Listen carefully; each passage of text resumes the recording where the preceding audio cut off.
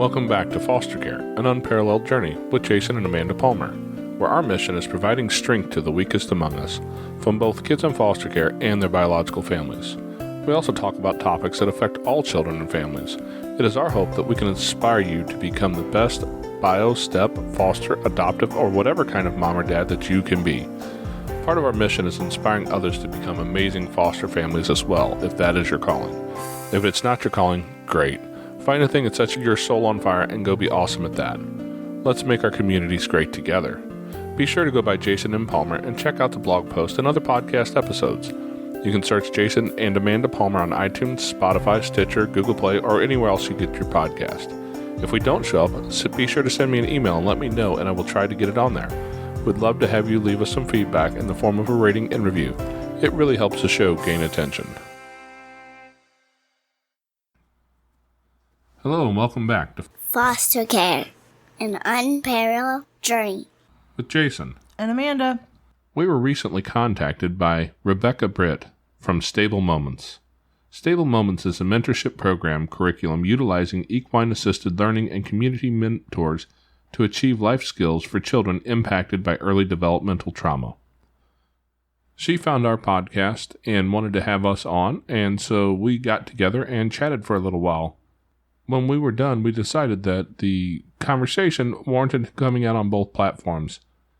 We're planning on getting together with Rebecca and having a conversation with her about everything that she does. It's always great to see people who are finding their own way to help youth in our world. They use equine-assisted therapy, which means using horses as a way to connect with kids at risk.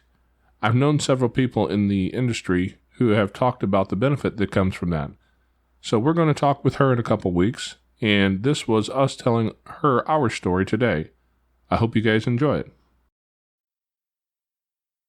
Well, I'm so glad that there are all of these platforms where for pretty cheap, people like you and people like me can talk to the rest of the world and find our tribe and really be a resource. Like, we're just people, and that's really what people want to hear from, is just like authentic people like them.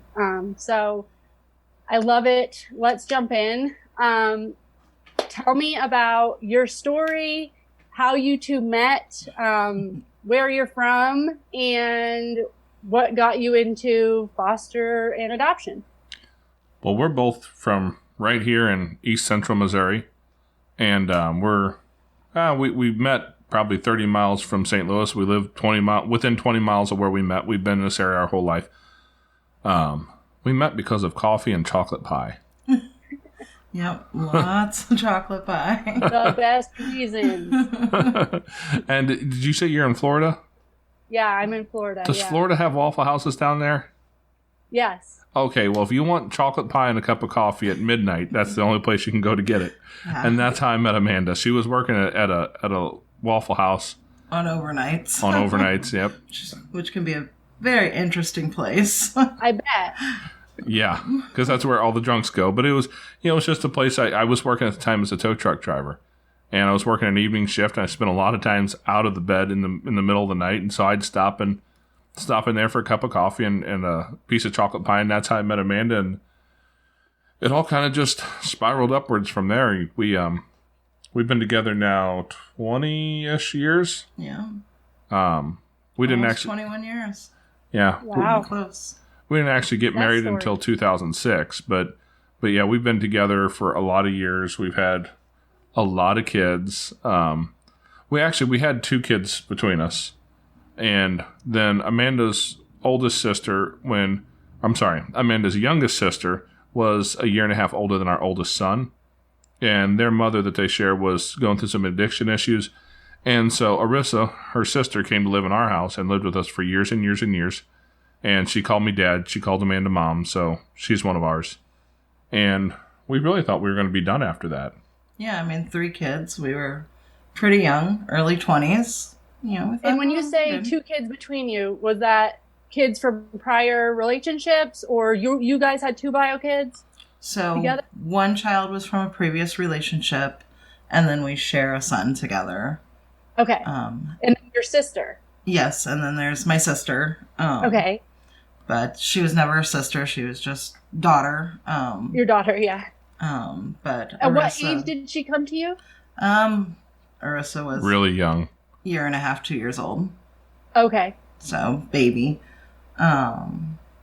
So, at that point, we had 3 kids, and we thought, we're managing this. We should probably just manage this. We're young, trying to find our place in the world, not making a whole lot of money, when you're young. Sure. But I was a stay-at-home mom, and Jason was driving a truck.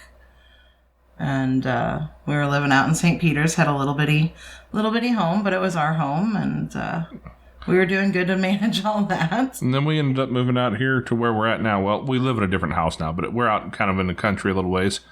And when we came out here, I was actually writing a newspaper article, an opinion piece for the local paper.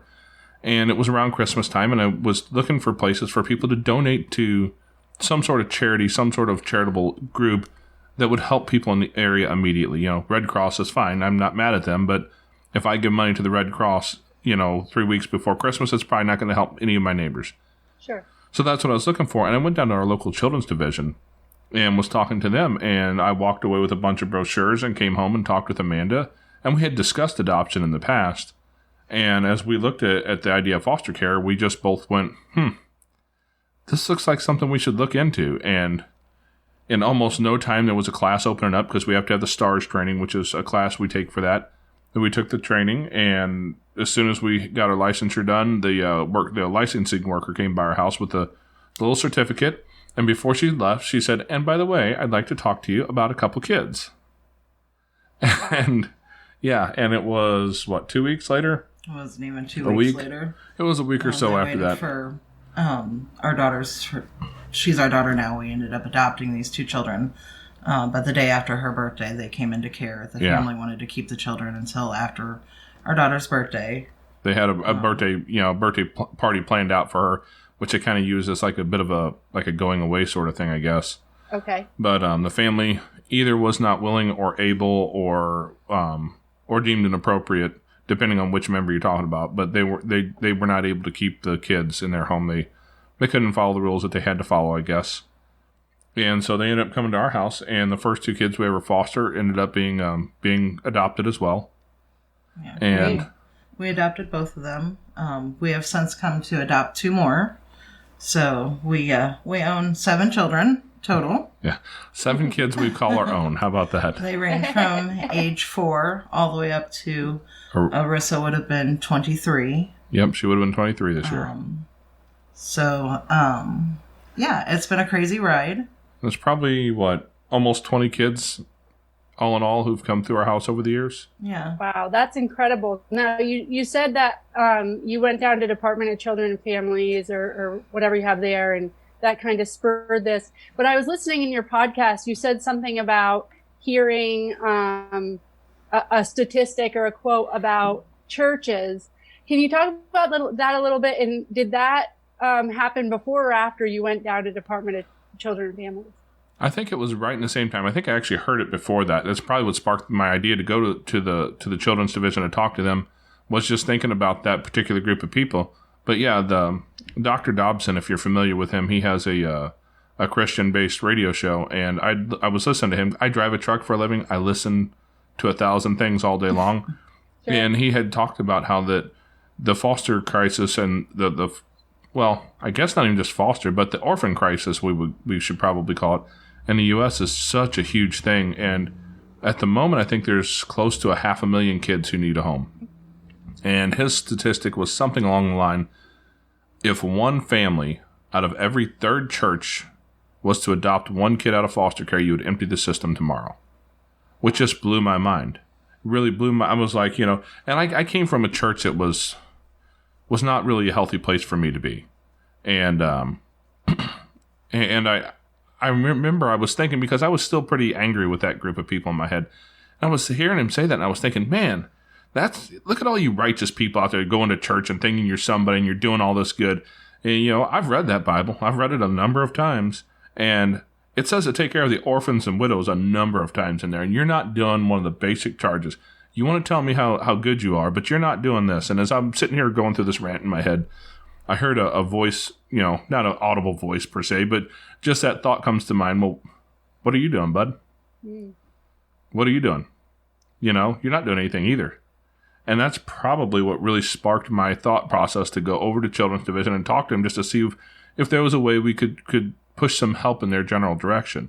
Little did I know it would kind of be the catalyst that would send us through a couple dozen kids. Well, and we had thought about adoption before. Yeah. We had never really gotten very far with it. But after I had our second child, I was not able to have any more children. And we had always discussed, I always wanted a big family. I wanted lots of kids running around.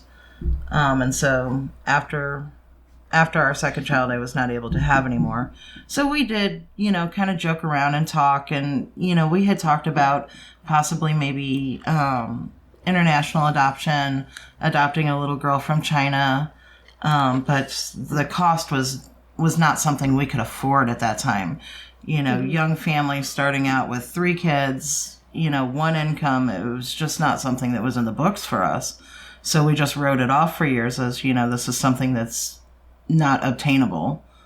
And when he started talking about it and he brought home this package of papers, it was like, it was something that was real and it was tangible.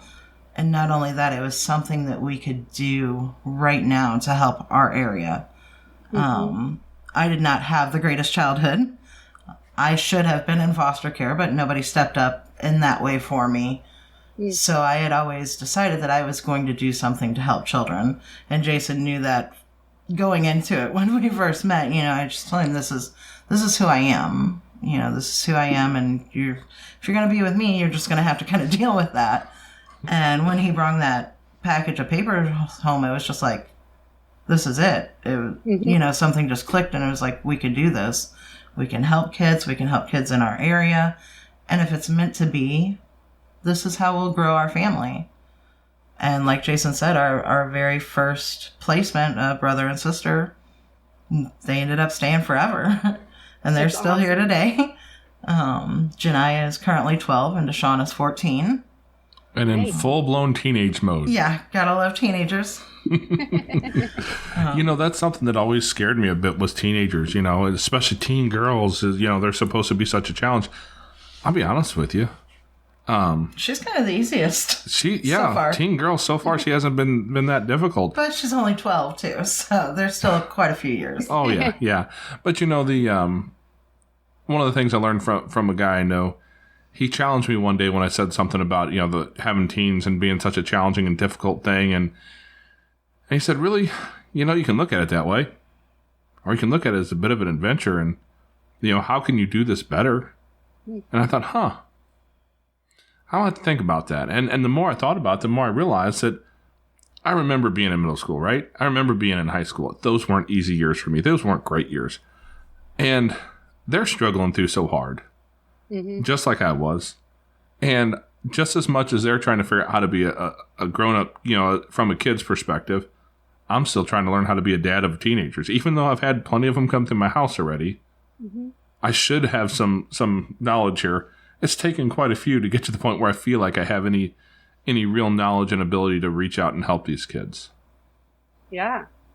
It's so cool. It's so cool that this seems like it was kind of written in your DNA, from the beginning, and that you two met each other and that this kind of just naturally unraveled is really beautiful.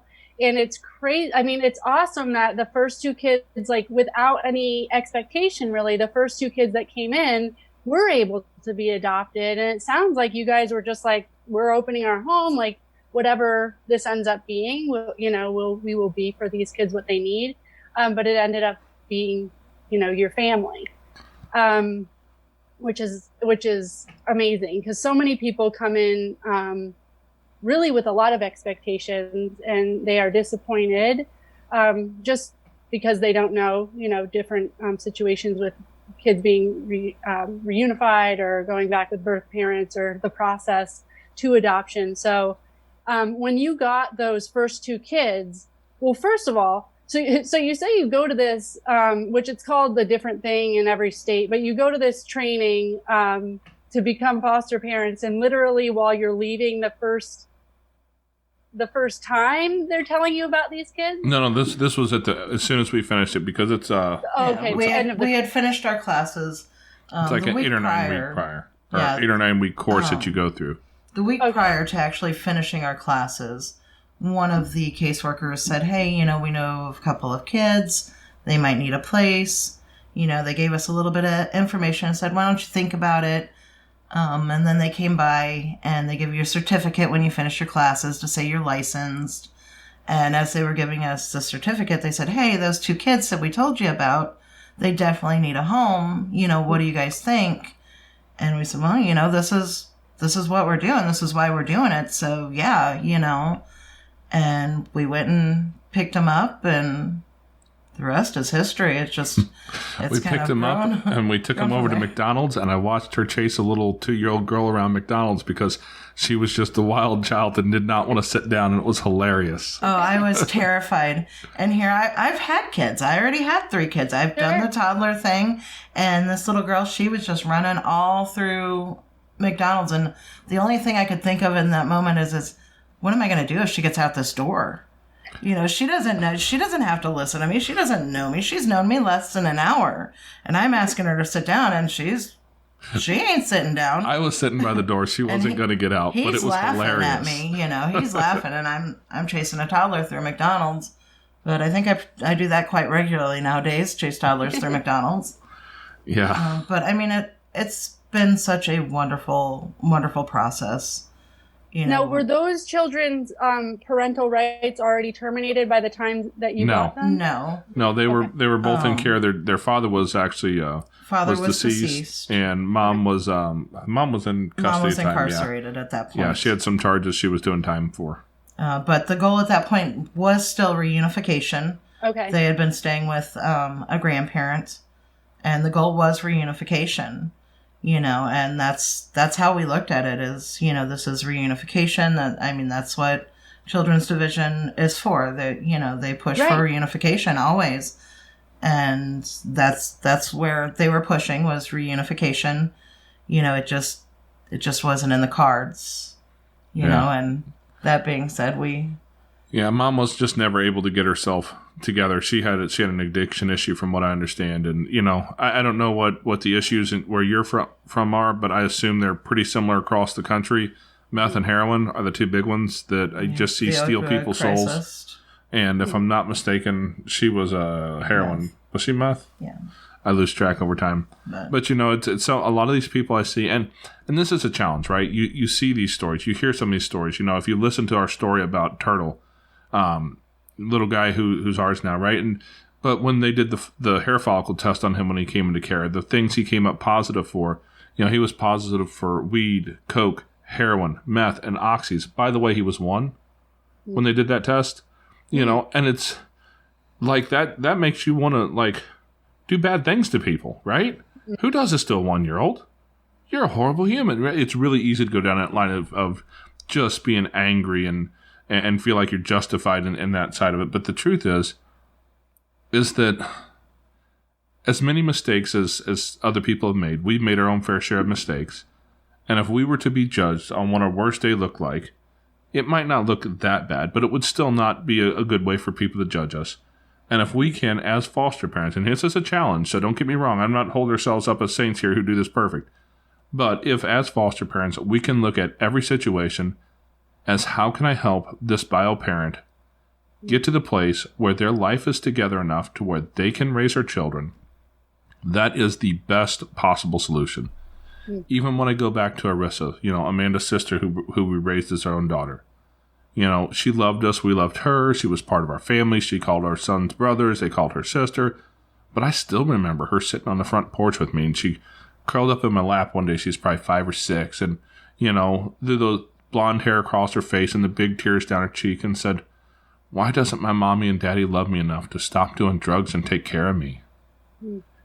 As much as we loved her, as much as that was a great relationship and a wonderful situation for us in a lot of ways, more than anything, the thing that was best for her would have been to have 2 biological parents who would set aside their silliness, set aside the drugs, and give their biological daughter what she needed.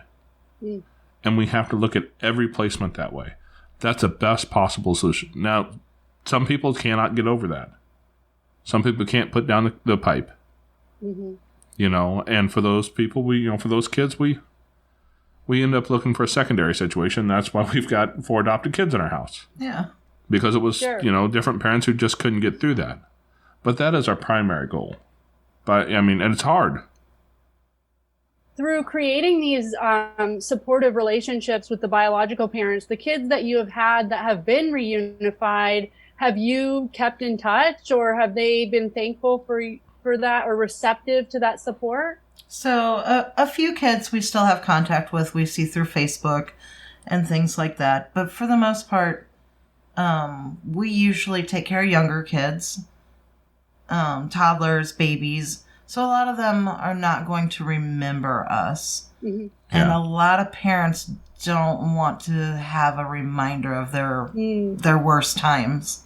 That's fair. If they can get through it without ever having to say, when you were an infant, you were in care.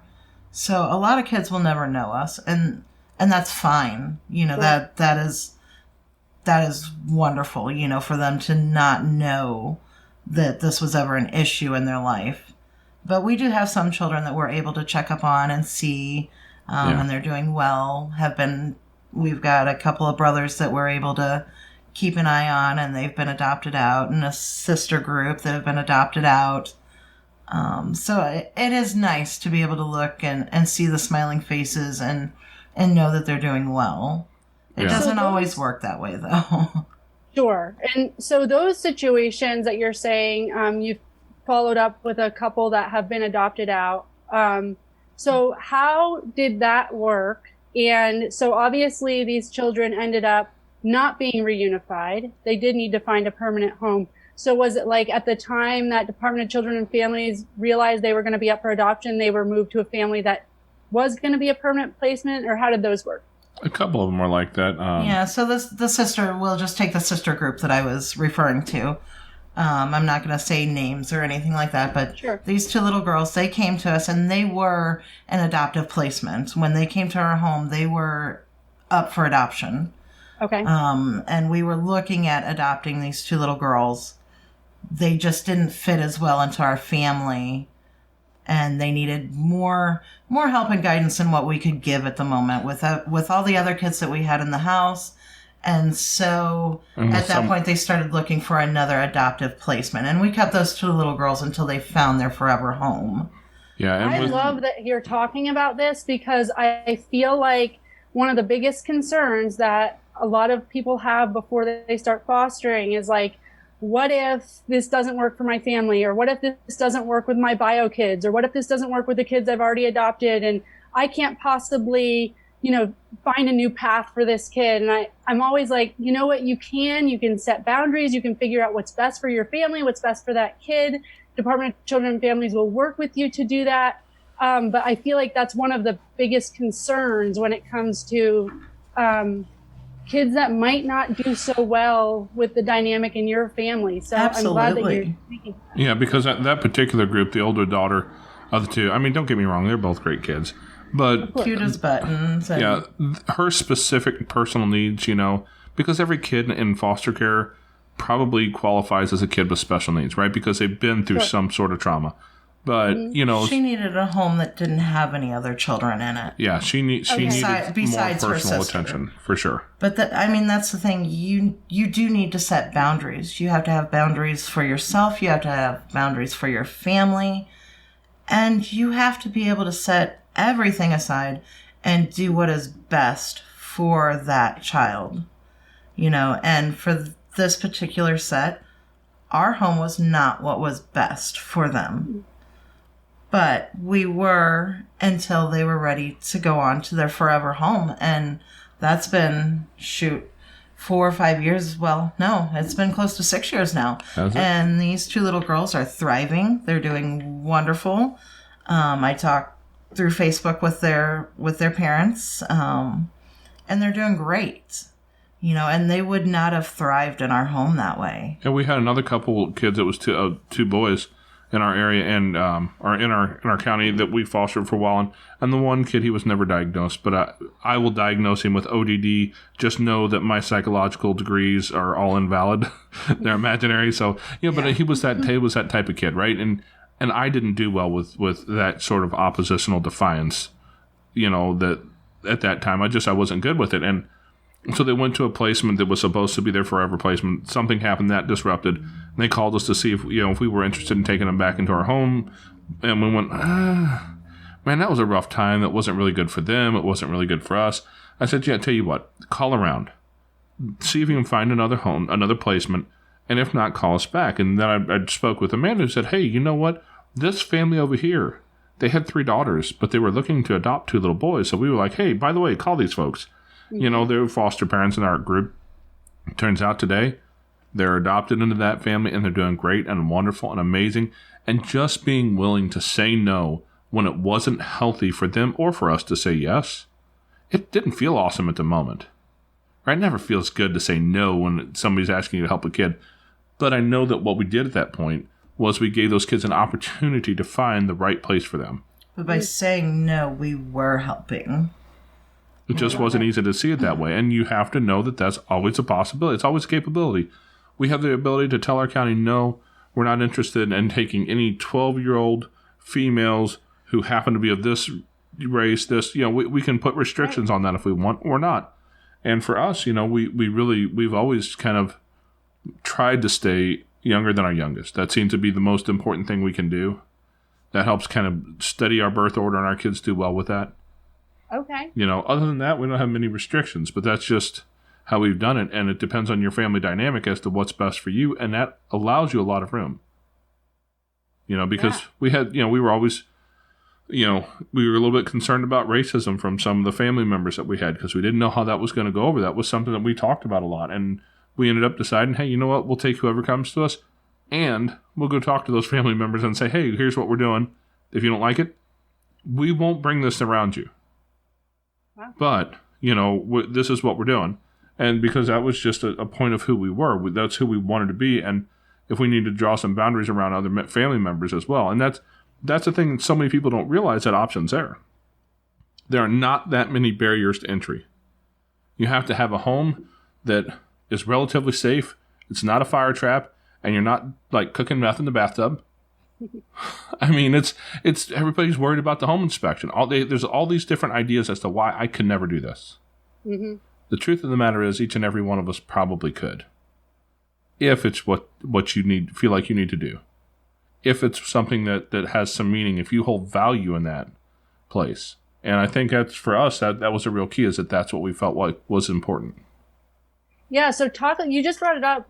Talk a little bit about the extended family dynamic. So people that are in your family dealing with your decision to foster and adopt, how they react to your kids. I know I hear horror stories sometimes of Thanksgiving where the foster kid or the adopted kid's there and everybody's, oh, he can have this. Why are you so mean to him? He can have all this food and he can have all this stuff. And it's like, well, he has food issues, and they have to constantly defend themselves and defend their parenting and teach people about trauma and all this stuff. So can you speak to your experience? Do you want to talk about your family? We can go wherever we need to go. We have some interesting family dynamics for sure from our family of origin issues both. We don't spend a whole lot of time around most of Amanda's family. There's a lot of addiction issues over there. That's just not healthy to be around for us, let alone a foster kid. It's not safe, and so we draw some pretty hard boundaries for our kids in order to protect them. But when we first started fostering, there were a few family members on my side and Jason's side that we went and we sat down and we talked and said, hey, this is what we're doing. We worried more so about racism. From a lot of the older generations. Well, yeah, because Amanda's grandma, she would tell you that she did not see or meet her first black person until she was 21 years old.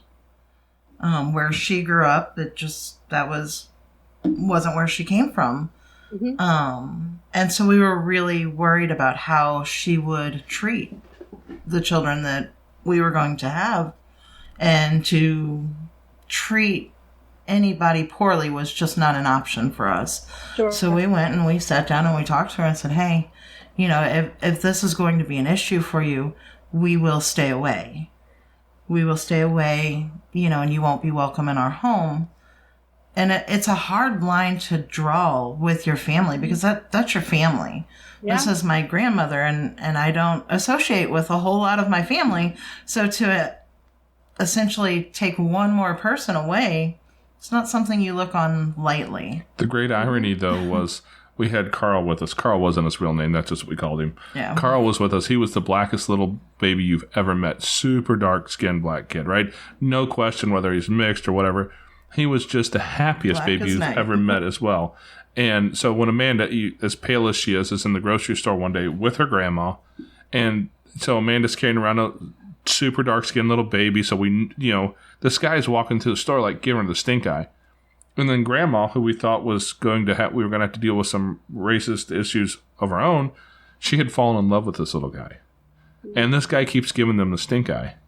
To the point where Grandma finally, and she was at the age she can get away with it, she finally just kind of loses her stuff and made the guy embarrassed enough to where he just left his cart and left the grocery store. Yeah, she cussed him out in the store, and I'm trying to usher kids. I'm like, come on, guys, let's go.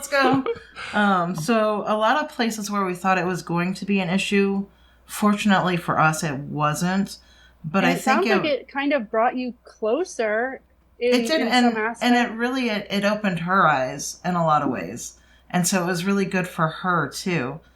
But I think just taking the time to go and talk to her about it in the beginning and say, hey, this is what we're doing, and drawing those boundaries and saying this is what's acceptable and this is what's not, so that she knew without a doubt what was going to be accepted and what wasn't. And so it ended up not being an issue. I mean, yeah, like Jason said, I mean, she fell in love with this little boy, and, you know, it really opened her heart and her mind. So it's been a wonderful experience all the way around. It's a really, really, really great, it's great advice to say, you know, be intentional, try to understand what obstacles you're going to have, be, you know, honest about the things you have going on in your family. Like if racism is an issue, talk about that. And the going ahead of time and having those conversations makes it a priority or shows that you're really serious about this, rather than putting the kids and yourself in a situation that it's really not fair to your family to say, oh, it's Thanksgiving, and by the way, we've got 3 foster kids in the car with us, and I'm going to expect you to know how to deal with that. Right. So here we are. Those conversations. Yeah, exactly. Those conversations and treating it like a, you know, a big deal, that something that you're asking for their support from is huge. And then they can kind of build some ownership around that, like your grandma did. And it's like, this is her little grandbaby. Right. And she's going to defend him. I love that. Well, and the thing is kids don't come into care for no reason. You know, every kid has a reason as to why they're in care, and it all stems around some form of trauma. And we're not here to create more trauma. Mm-hmm. And you want to do whatever you can to make sure you're not creating more trauma. And so by going and having those hard conversations beforehand, you take that out of it. You know, you don't have to worry about that part of it. Well, I think part of the challenge, too, is that the parenting that we grew up with, you know, don't do this, I'm going to whoop you, right? Mm-hmm. I mean, I don't know about you, but I was raised by some old school parents. I met the switch. You know, I probably deserved it. But that was an effective method for a kid like me in the place I grew up in, I guess you would say. But that's not an effective way to raise kids who've been through heavy trauma. Mm. And most people don't realize, they don't think through that. They don't understand the, you know, are you familiar with Karen Purvis and the TBRI, Trust-Based Relational Interventions? If you don't know about it, you know, go look it up, people. It's like magic. You know, but most people don't know about that, and they don't understand what size of traumas can trigger some of those problems. So when you have a kid, like you said, who looks like a normal kid, they don't have scars. You don't see cigarette burns all over their body. They haven't been cut up. They haven't been, there's nothing obviously wrong. You can't see the scars because they're inside. Because his kid has been starved half to death by his mom. Because he only got 1 glass of water every day. And that was on a good day, if he behaved. And since she really had a lot of grudges against him, he wasn't considered to behave. That wasn't a normal day for him. And so when you have a kid who has some of those food issues, and you walk into, grandma's house on Thanksgiving and there's food everywhere, I mean, somebody's going to be surprised that there's half a pumpkin pie shoved inside of a bag in the back of the car that's being smuggled home, right? Mm-hmm. And they're going to think the kid's doing something wrong. But the truth is food hoarding is a big deal, especially when you've been starved. Yeah. Because we knew a kid who'd been through exactly that story I was talking about, right? That's exactly what he did. And it took some work to get him to the point where he was okay with that. And everybody who shows up at grandma's house is not going to understand that. Mm. So being able to take the time to have some conversations maybe with some key people in that family to say, hey, here's what we're doing. Do me a favor, don't have your kids walk over and hand, 2 slices of chocolate pie to this little boy because he's going to try and stick one of them in his pocket. It's not going to work, but he's going to try. Right, even if he tries to get them all to go get a piece for him, tell them not to. Yes, yes. But those are the issues that you have to deal with. And if you can have a family that's supportive enough to work through that with you, man, that's powerful.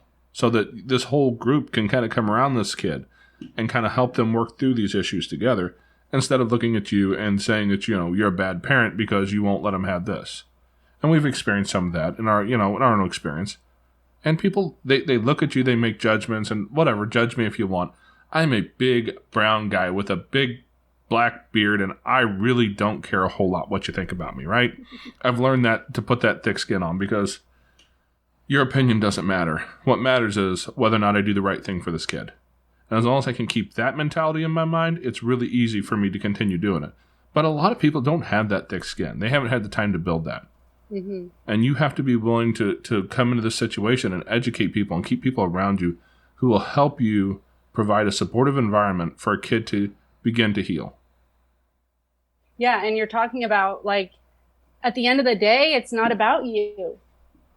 So you have to have a thick skin so that you can protect the kid because it's not about you. And in trauma informed techniques, they always talk about, to not take it personally and not be offended. Certainly don't react in a way that is joining their chaos. I hate you. I hate this house. I don't even want to be here. You're horrible. You're mean.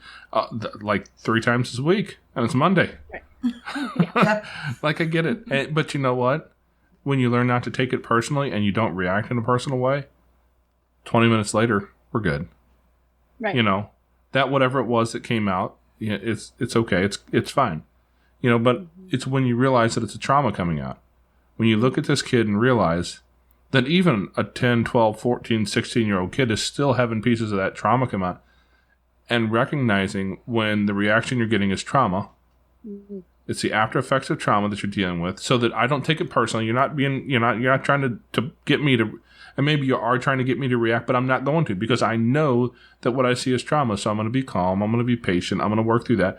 I might go in the other room later and want to put a hole in the wall because you did actually get to me a bit, but I'm not going to respond that way because it's not going to be healthy and it's not going to ultimately serve us at creating a connection in a way that will work towards your long-term success. Well, I love that you said, and I might want to go put a hole in the wall, or shoot, you might actually. And I like that you say that because I feel like a lot of people might listen to trauma-informed principles and go okay, well, sorry, but I did take it personally. He called me a fat pig and then, spit at me and I've given everything to this kid and all of that. And it's it's also okay that you felt that way. Oh, and yeah. You do need an outlet for you to go take care of yourself, but it just can't be in reaction to the kid. Well, yeah. We're all human. We all have feelings. Well, the important thing is we all have an amygdala. And when that kid manages to spike that part of your brain that reacts with fight or flight, you just have to be the grown-up in the room. Mm. It's your job to take a breath. Mm. It's your job not to respond the same way they're responding. Otherwise, you end up looking like a 3 and a 4-year-old having a competition to see who can win the argument. Spoiler alert, neither one of them ever wins. Yeah. You'll never win. Exactly. But your job is to realize that, I have an amygdala and it's going to hit pretty hard sometimes. These kids know how to find the right buttons. Every kid does. We did when we were kids. Sure. But you have to train yourself to know, hey, I'm not going to react in an angry way. As a matter of fact, and this has taken some years of practice on a lot of kids, when I react, when I respond, because there's a difference. A reaction is what my amygdala wants. The response is what I choose.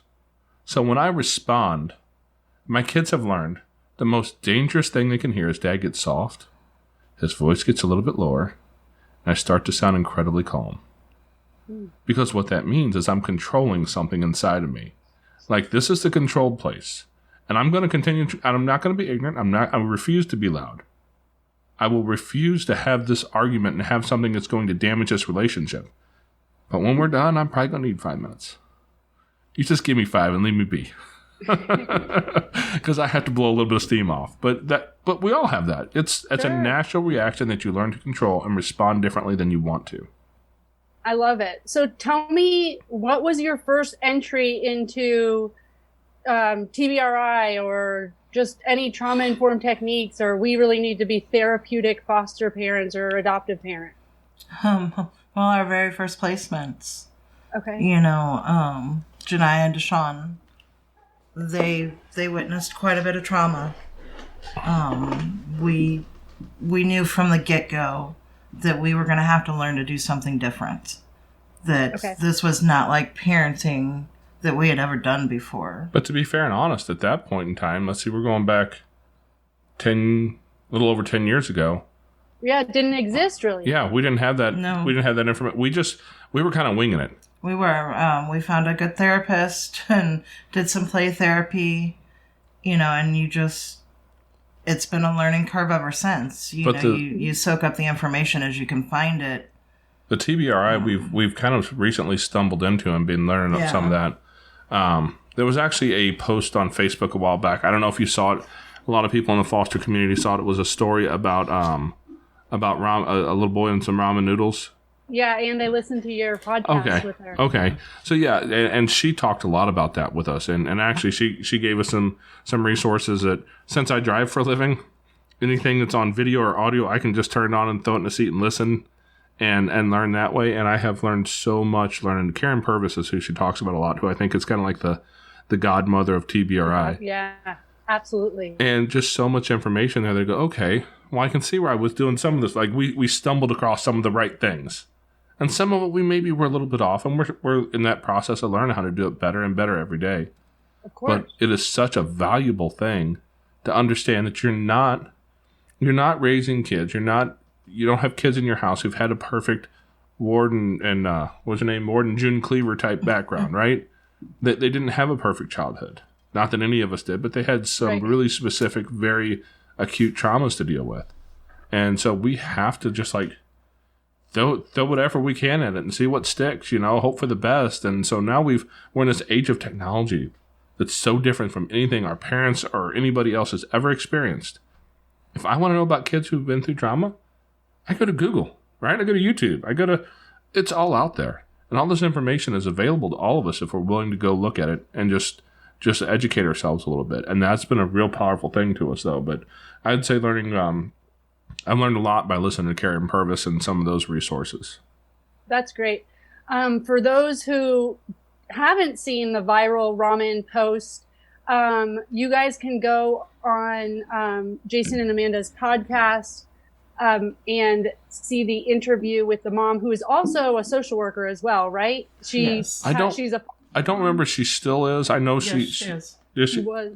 Okay. Yeah, so she has that background anyway, and she's fostered kids, and it's Foster Care, an Unparalleled Journey is Jason and Amanda's podcast, and you can go on there, and I think that it's titled Trauma and Ramen. That's the one. Yeah. Or something like that, so you guys can find it easily, but it's a great story of that mom's experience with her little boy's trauma around uncooked ramen. So that's a good one. Okay, so I know that, Amanda, I've listened to some of your backstory, and obviously we all have trauma that we have to work through. Right. How much, like, this is what's interesting to me, because I feel like has nothing to do with really being a foster parent, because I feel like all of us, to be better people, have to like address our own trauma. And the more we can go back and kind of address our own stuff, the more we can show up in our lives for other people. But I feel like being a foster parent, it's like the demand for you to heal your own stuff is put on hyperdrive, because I feel like it can do that. It can kind of show you your own stuff. So what does the process look like for being a therapeutic, trauma-informed parent at the same time as, like, what healing has happened for you through this process, for both of you? Well, I mean, there's a lot. I mean, that's a big question. Mm-hmm. But I will say you do have to take care of yourself. You have to take care of your past. You know, finding what works for you, whether it be writing, meditation, a good counselor, a good doctor. You know, mental health is a big thing. And so, you know, we have a guy that we go and talk to monthly. Dr. Tom is awesome. Like clockwork. You know, we have to have our avenues too. Mm-hmm. You know, I have to have a place to get it out. You know, there's some of these stories that we come in contact with that I'm like, wow, that was me. You know, and you have to be able to separate yourself from that, because you don't do any good for a child at that point. Actually, if you happen to catch it, because I accidentally mislabeled the date that I wanted to release a podcast the other day, and so it was out and available for like 3 minutes. I know a bunch of podcatchers caught it, but if you see one out there, it's Zoe. It was the name of the girl that we interviewed, and Zoe she tells a big part of Amanda's story. Yeah, me and Zoe are a Is lot that the alike. 16-year-old? Yep. I already listened to it. That was not supposed to come out for a few more weeks. That one It was a news. It was like 6 weeks out, and maybe somebody might have hit the wrong schedule button when he posted it. I would say that it's been good for me, because it's made me go back and have to address some things that I was maybe avoiding, that I just, you know, put away and was like, I don't have to deal with this. You know, it just, we'll throw this back there, and I'm not going to deal with that. So it's been really good for me, because it's helped me take care of myself better. And I got to be the best that I can be, so that I can do what's best for the kiddos. So I think another thing that's really done for Amanda is to be able to see these kids go through something, be able to empathize with these kids, and in the long term, be able to see her own past journey through that lens. Mm. And that's given her a lot of, I think... It's given me a voice. Yeah. When I didn't always have a voice. It's easier for me to stand up for others, and I'm good at that. It's hard for me to stand up for myself sometimes. And so this whole process has really opened my eyes and given me a voice where I didn't feel like I had one. Yeah, and being their voice is being your voice. Yeah. And helping them heal is your healing. Exactly. I love that. And when you said, like, oh, things that we put away, like, through my own journey of trying to work on, you know, past stuff, it's like, there is no, oh, I'm healed. You know, it's like, you're just always working on stuff, which is like the good news. And like, also like, oh, do I always have to work on stuff? But you're always working on stuff. And I feel like, you know, you only get to work on as much as you can take. And like your body, your mind can only take so much of that vulnerability. And like our defense mechanisms are there to protect us. So through these kids and through different situations in our life, we get opportunities to kind of opt in again to work on ourselves and to address those things that we have put away. But I was wondering if you were going to say that, you know, this has been a really healing journey for you. Just because you're advocating and caring for people that, or giving them the care that you didn't get, you know? Yeah. I love that. Yeah. It also helps that I have a really supportive husband. He's pretty good. He puts up with my craziness on a daily. I may have brought a little with me. Yeah, you did. I have heard so many people say, supportive spouse is like, you know, tops the charts as far as, being able to just, you know, deal with life. And as far as foster care and adoption go, what has it been like for your marriage?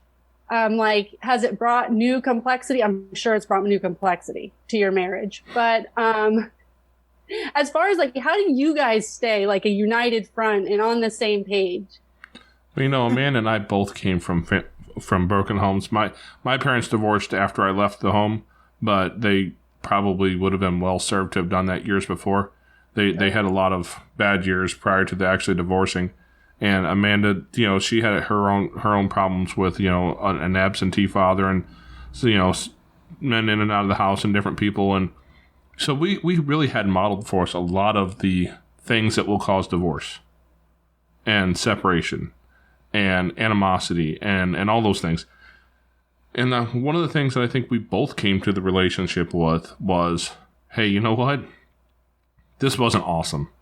What I went through wasn't awesome. What she went through wasn't awesome. And when I say forever here, I mean forever. And we're going to make this work. And we approached it from that angle. And I understand some people can't make it work. And, you know, that's somebody else's deal to work with. But for us, we started with the end in being a gravestone, right? Like, we're not planning on ending any other way. There's no, you know, eject button. There's no easy out here. And we're going to work hard at this. And because we saw all these different problems. Now, my parents had their set of issues. Amanda's family had their set of issues, and they were different. But that allowed us to both kind of see the weaknesses in where we came from and some of the strengths and be able to intentionally build it together. And I think we came together 20 years ago with that as a basis, as a foundation for our relationship. Is that I'm not here going to say that I'm perfect and it's going to be easy, or she's perfect and it's going to be easy. Neither one of us are perfect, and it's not going to be easy, but we're going to do it. And that's where we came at it from. So as far as when we started fostering, by that point, we've been through quite a bit together. Yeah. And the foster care has brought a lot of unique experiences to our home. And, you know, but at the same time, it's also shown us just how fortunate we are in a lot of ways. You know, in a lot of ways that we're able to find these kids who need a parent, who need a stable place. And we have worked for years to build a stable place, if not just for us and our kids, our bio kids. You know, it's created this place where another kid can come in and experience that. And it allows us to share some of the struggles that we've had, some of our own personal situation with some kids who haven't experienced that. You know, there's a lot of kids who've never seen two grown adults, husband and wife, disagree with one another and do it in a respectful way. Right. Not hurt each other, not harm each other, whether it be with fists or words. You know, a lot of kids have never seen that being modeled. And so, you know, I would say for us, we were in a good place when we started fostering. But I would say that it's brought us closer. Mm-hmm. You know, it's made us be more intentional, you know. And that's one of the things we have to be intentional, like with our time, you know, because if anybody who's married knows, if you just let it wither, it'll wither and die. You know, if you don't build that relationship. You know, just before this call today, you know, date day was not anything fancy today. We got in the car. We have a Subway and a McDonald's in our town, so we went to Subway and we sat in the park and we ate our lunch and we just spent some time together and talk and discuss things with the kids, with our lives, with our work, with that. But we're still building that. You know, 20 years later, guess what? You don't get to quit building. You know, plant a tomato plant sometimes, and you tell me, at what point does it just stop growing and sit there just like it is? It never does. It either grows or it dies. Relationships are the same way. You water it, you fertilize it, and it'll grow. You just let it sit there and ignore it, and it will die. There is no stasis. And that's something, you know, we've had to struggle through because over the years, you know, sometimes we've had, 6, 7 kids in the house? Yeah.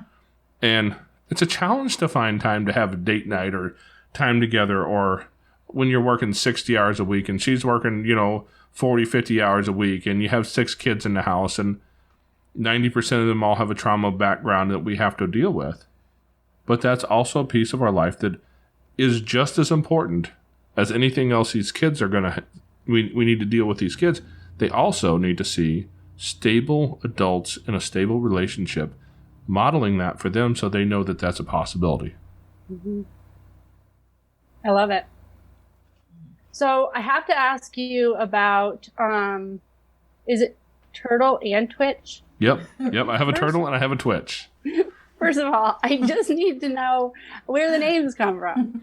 Well, Turtle got his name because Amanda just called him Turtle one day. It just kind of stuck. Well, his biological mother, she had a name for him that I didn't particularly care for. She called him Fat or Fat Man. And I just didn't care for it. And he looked like a turtle. And it just stuck. And that's just who he is now. Twitch is my fault, though, for sure. Twitch is definitely your fault. When our oldest daughter, Arissa, when she eventually she got sick a few years ago, and she spent 9 months at Children's Hospital fighting a nasty disease called hemophagocytic lymphohistiocytosis, which is a mouthful. That's why they usually just call it HLH. And she fought for 9 months before she lost her fight. And during that process, we took in Twitch as an infant. He was meth addicted when he was born. He spent his first 2 weeks of life on a methadone wean down, and we got him just a couple days shortly after that. Well, if you've ever experienced any kind of drug addicted baby, they have lots of different symptoms. One of them, they cry a lot, and they also have some other tics and stuff sometimes as those drugs leave the system. Because he was on a methadone wean down. The hospital was giving him meth. Yeah, without it, he was having uncontrollable seizures. Yeah, so he had to have dosed methamphetamine to bring him back down, which is crazy to think of, but it actually helps. So during that time frame, that was when Arissa was in the hospital. Amanda was spending most nights at the hospital. I still had a job. I still had to I was the sole income of the family at the time, so I was home with the kids, and Twitch was with us, and this little kid would lay there and sleep until he would suddenly twitch, something to do with the meth in his brain. He would have a full body twitch and jump and wake himself up, scare himself half to death, and scream. Well, one thing drug addicted babies can be really good at is screaming. Fortunately for me, one thing I'm really good at is ignoring screaming.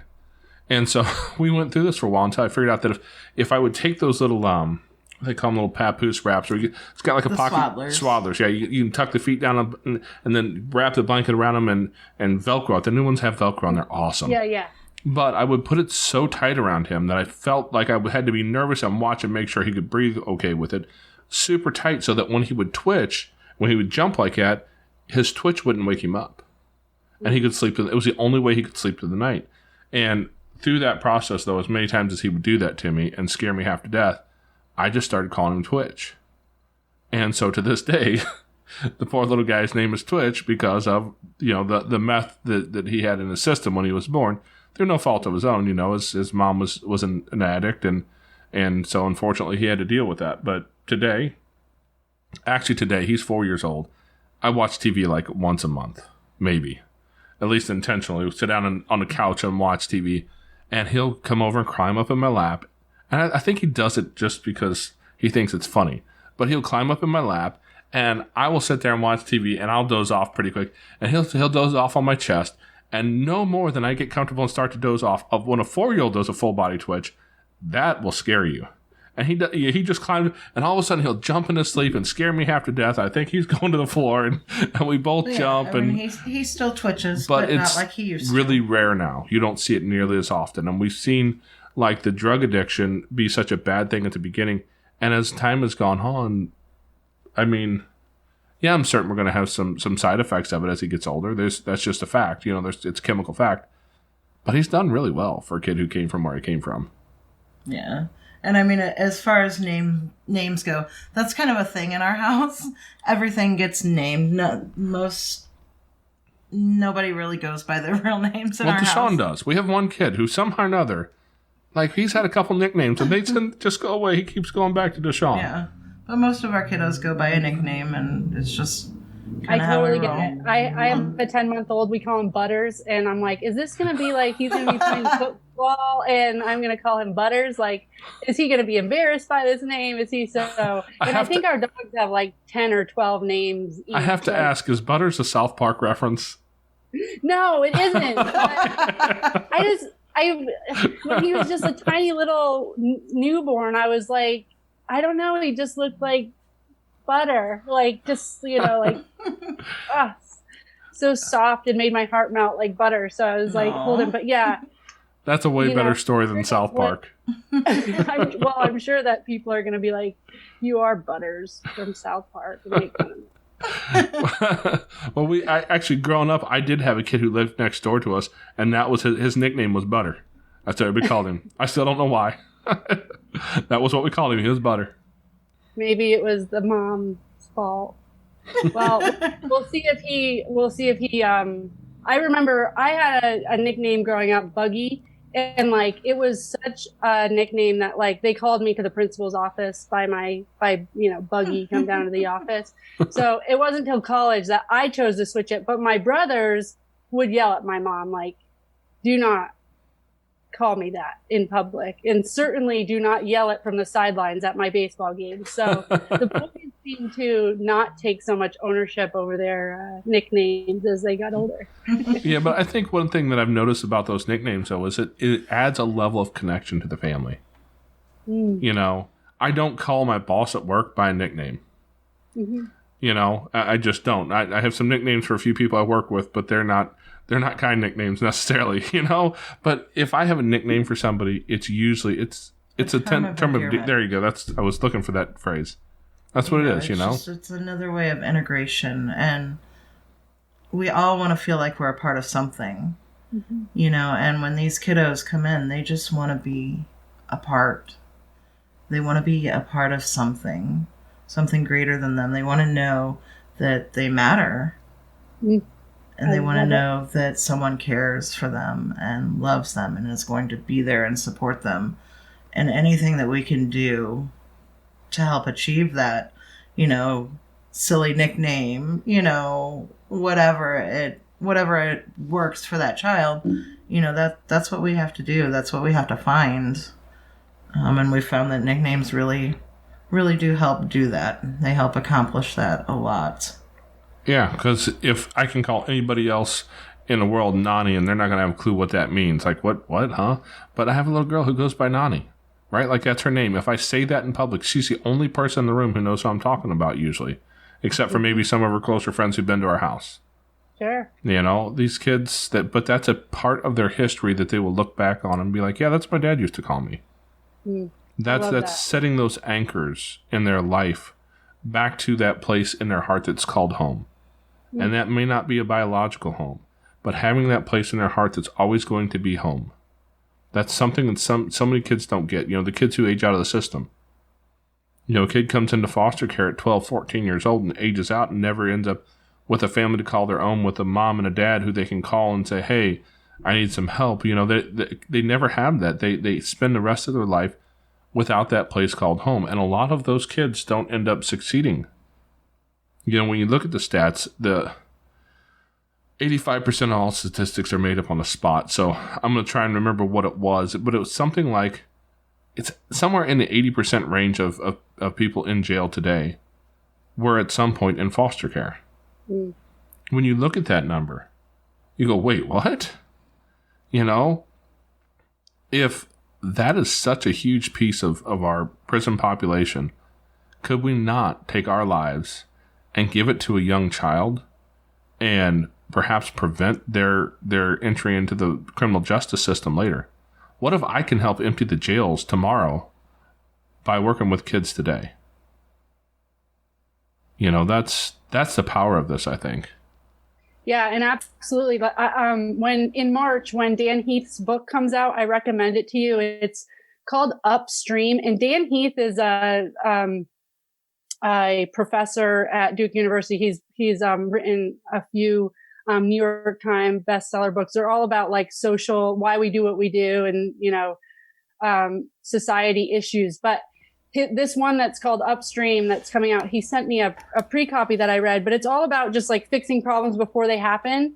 And you can keep going upstream. But one of the things with Stable Moments is trying to get into the lives, or with foster care, it's like trying to get into the lives of kids so that they can become healthy adults and they can make healthy transitions into adulthood and not become pregnant early and not become incarcerated or homeless and all of that.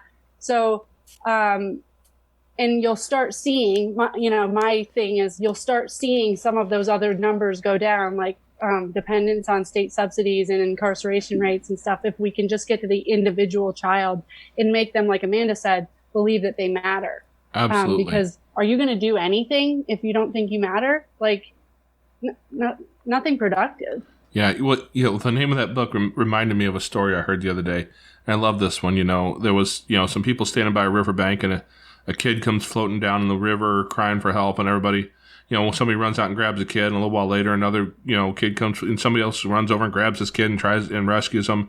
And this goes on for a little while until somebody finally leaves the group and disappears. Like, where's he going? We're saving these kids. And he was going upstream to see why all these kids were falling in the river.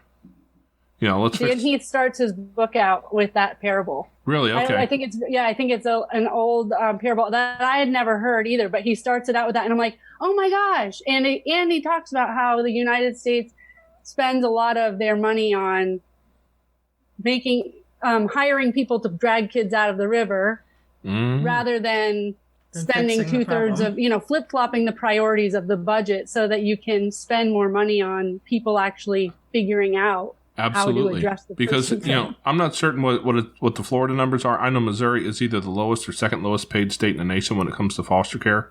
When you look at the amount of money available for resources, when you look at what the social workers are making to work for Children's Division out here, I looked at it because I think with my personality type, I would probably make a pretty decent investigator. I have that mentality. I have that personality. I grew up in a family of cops. I would do well in that job. And I looked at it. First off, I have to go to college. Second off, after I go through the college course, I have to go take about a 80% pay cut to work for the state in that way. Because they're making upper 20s, maybe $30,000 a year. 27 to 30. And I'm like, that's where the state places their priority, because you can tell priorities by looking at somebody's checkbook, right? And that's where they place their priorities. Now, go look at how much the people who are running a prison make, right? And you can quickly see they spend way more money in rehabbing these adults than they do in taking care of kids. And what's the Frederick Douglass quote? I just saw this. You just posted this on the page. Something about it's easier to build strong men than to easier to build strong children than to repair broken men. That's what it is. Yeah. Yeah, and that's the truth of it. It's the truth. That's what we're doing. And that's why we're doing what we're doing. Because the difference is, I knew a couple guys when I was younger. My dad kind of mentored them. And today, they're both, amazing human beings. They both have kids. They're both very productive members of society. Actually, one of them, if you Google his first and last name, you get a picture of him. He's like a guy who's known worldwide in his industry. But that's not who he was at 15, 16, 17 years old. He was on the whole other end of the law. And because one person took an interest in him, because one person mentored him a little bit, gave him a little bit of what he needed, today he's a different human. And his wife is different for, dealing with him. His children will be different, and their children will be different. It was a generational change. And that's the power of this, is when you build strong kids, you don't have to repair the broken man. I love it. So tell me about your podcast, the mission of your podcast, what you're really hoping to do, and then tell people the best ways that they can find you. Okay, our podcast is Foster Care, an Unparalleled Journey. And we started it more or less, when Arissa got sick and passed away, we went through a tough time. We actually took some time off of fostering because, we just weren't in a place to take care of that. And I really felt like we were kind of stepping away from something that had a lot of meaning in our life. We were kind of swimming in a sea of lost for a while. And so I decided I was going to find something to do. And I ended up creating a blog site. And you can find that at jasonmpalmer.com. And the podcast is up there as well. But that was kind of where I started. And I was just encouraged by a few people in a dad's group I'm in that said, hey, man, you need to write, you need to talk, you need to do something. You have a lot of experiences. Go share these with people. And the podcast just seemed to be the easiest way to do it. And So I sat down and recorded my first podcast, which I think since has been burned somewhere because it was horrible. Everybody thinks their first one is horrible, but my first one was just me sitting down trying to figure out what in the heck I'm doing. I had no clue. And then I started recording a couple other ones, and Amanda was coming into the office one day and said, hey, you want to sit down and do this with me? And I figured out real quick that we're better together. Neither one of us are horrible humans, but we're better together. And so we started just telling stories. And that seems to resonate with people. You know, if you listen to The Legacy of Turtle, which is kind of a long one, that's why it was broken up in so many pieces. He has a deep, long, dark, rich story that is just like everything you've heard bad in life that you can go through. He probably went through almost all of it. And to be able to tell that story to people and then show who he is today and see that he came from this dark place, you know, or to be able to sit down, we interviewed a lady named Amy, and Hope for Amy is all about a woman who got pulled into a methamphetamine addiction. And after the meth addiction, it was the money addiction that came from selling the meth. Mm-hmm. And she was a full-blown dealer. And then she finally got, you know, her kids got taken away, and she got pulled out to the place where, you know, she had to get clean. She had to change her life. And, you know, today she's got, I think, 3 years sober. Yeah. I think is what I saw her post recently. 3 years clean. She has her children back. Yeah. And so to give these stories to people, to know that, man, I know it looks dark. Whether you're a kid who's going through tough stuff, there is a light at the end of the tunnel. Whether you're the bio parent who's going through the tough stuff, there is a light at the end of that tunnel. And bring as much of the community together as we can to be able to create a future that's brighter than what it is today. You know, our official mission statement is, what is it? To provide strength for the weakest among us. Mm. And I think that's really what we're trying to do. You know, and if that ever turns into something that is a big podcast that makes all kinds of money and I get rich and can afford to buy a Rolls Royce, awesome. If not, we'll still keep doing it. Because it's that place where we can reach other people, where we can connect with other human beings and say, hey, there's something you can do that's meaningful in this life. When somebody sits down, because somebody will someday sit down and write your obituary. Mm-hmm. Give them something to say. Mm. That's what you're going to do today. You're going to write your obituary today. So what are they going to say? You know, let's get about writing that. And that's kind of where we came from, which sounds like kind of a grandiose vision, but I mean, it's just accepting that today is just one step closer to the end of our lives and trying to find some meaning in all of it and make connections for people and help others out. Well, and it's huge, especially for the foster care and adoption community. I mean, it's isolating. It's hard to find people that get what you're going through and understand your journey. And it's just nice to know you're not alone.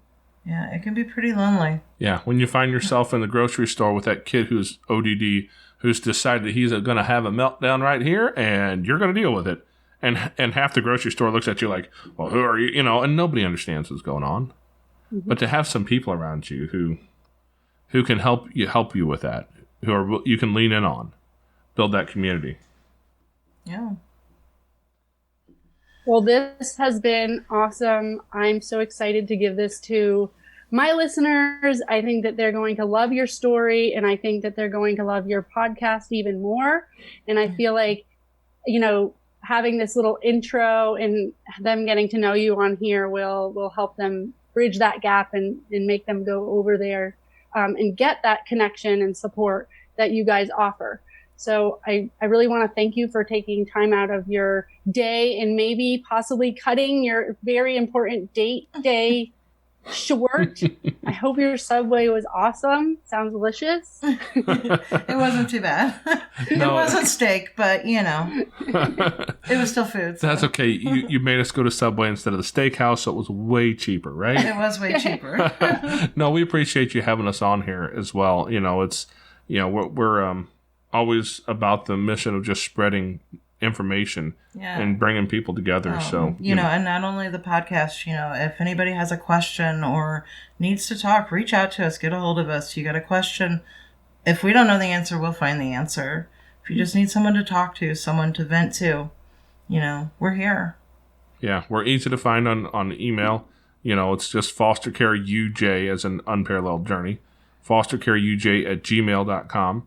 And if you want to find the podcast, we should be on all the big podcasters out there, all the podcast catchers, I guess you'd call them. The iTunes, the Spotify, the iHeartRadio. I think we just got on Pandora the other day. Yeah. Very cool. Yeah, some of those we're are hard on to figure Facebook, out. So yeah. Or if, reach Yeah, out. and I'll put some links to your social and your website in the show notes. so yeah, if you just go to the website, you can find all of it from there. I think there's links to something somewhere on there. I built the website, and I'm gonna give you a disclaimer. I'm not a website builder, so hopefully you can find what you're looking for in there. If not, just hit the contact button and send me a question. We've all got our fancy little pocket computers we carry around everywhere, and we get the email pretty quick, so I'm pretty good at responding. Sounds great. Well, I hope you guys have a great rest of your day and keep rocking it out. Keep doing what you're doing. We're so lucky in this world to have people like you. Thanks a lot. All right. I'll talk to you guys later. All right. Thank you. Thank Bye. you. Bye. Well, thanks for listening through, guys. I hope that provided some value for all of you out there. If you're interested, you can look up Stable Moments at stablemoments.com. Rebecca also has a podcast at stablemoments.com/podcast. You can also find her on Spotify and all the other platforms. Be sure to go and check her out.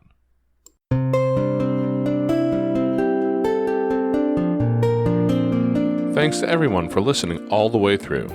If you're trying to find us on a specific podcasting platform, just search for Jason and Amanda Palmer or Foster Care, An Unparalleled Journey, and be sure to subscribe to the podcast. Leave us a rating and review on iTunes, Spotify, Google Play, Stitcher, TuneIn, or anywhere where you find your podcast. You can also download it so that you can listen wherever you're at, even when you aren't online. You can find us online at jasonmpalmer.com, where you can read our blog and listen to all of our previous podcasts. If you have a story that you'd like to tell on the show, please send me an email at jasonmpalmer@yahoo.com, and be sure to put podcast in the subject line. Or send me a message through our Facebook page at Foster Care, An Unparalleled Journey. We'll see you next time.